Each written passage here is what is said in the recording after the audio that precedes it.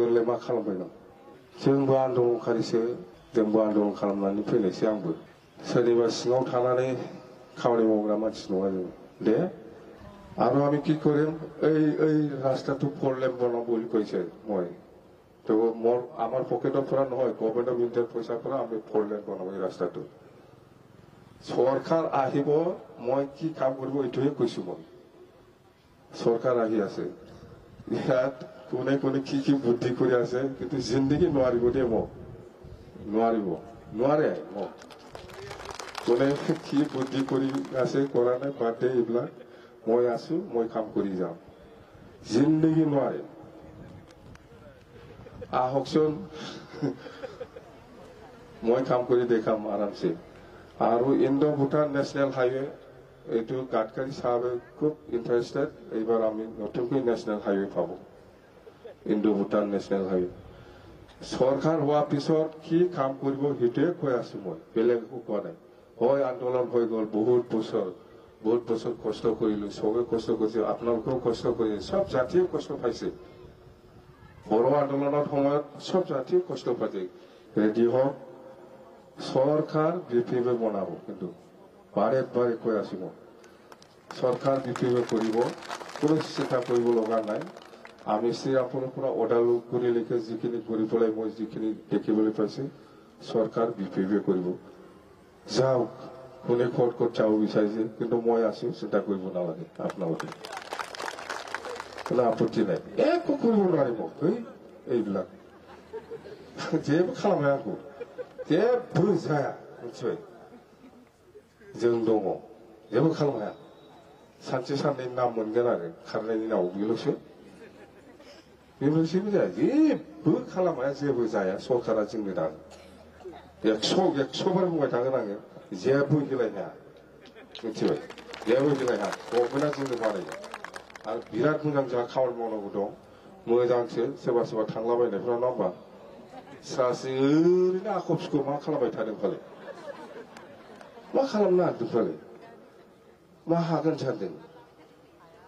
हागोन सानदोंलै नंखायो आङो मा खालामहागोन सानदों माव जेरावखि जाया थानानै माव नों माबा प्रब्लेम बुंबाय थाखा दहाय दिनैसो मा बर' जाथि इउनाइटेड जानांगौ होनना बुंदों आं बुंबाय आंनिसिम दिपेन बर' आरो कनिम बसुमतारी एबसुनि प्रेसिडेन्ट सेक्रेटारिया आंनाव फैदोंमोन खाम्फाबो दंफायोमोन रायलायनाया जाहैबाय इउपिपिएल आरो बिपिएफ गोरोबनांगौ बेखौ लानानै रायलायबाय थादों खाम्फाबो दङमोन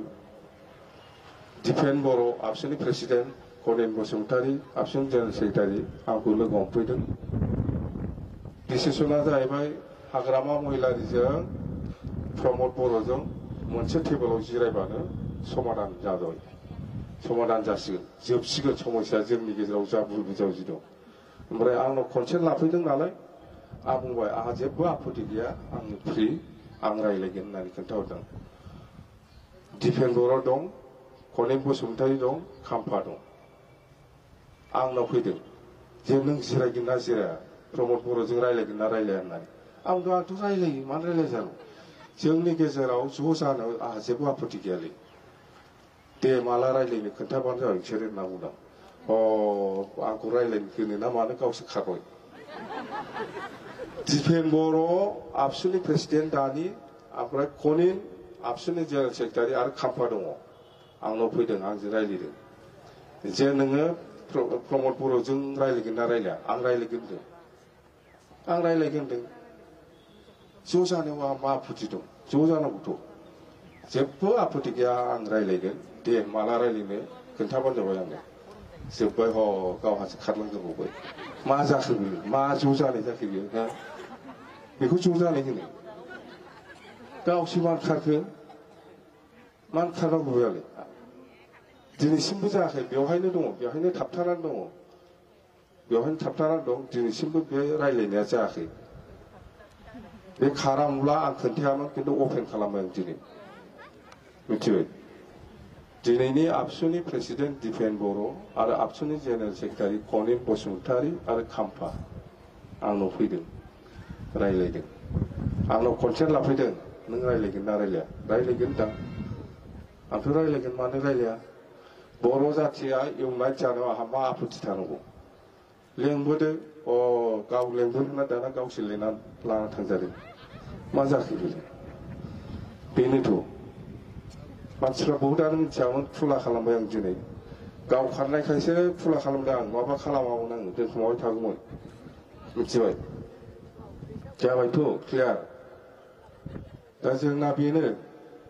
खिन्थु आं स्पस्ट' बुंबाय गभर्नमेन्टआ जों दागोनलै गभर्नमेन्टआ जों दागोन गभर्नमेन्टखौ आरो जों खामानि मावगोन गोबां खामानि मावनांगौ दं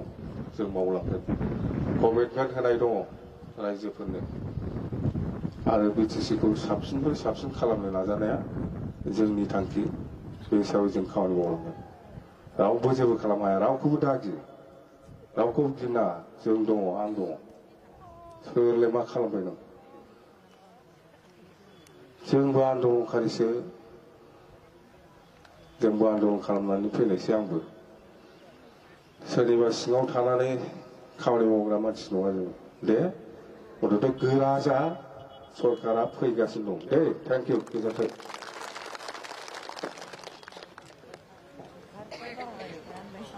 बहुत बहुत धन्यवाद थाकिल।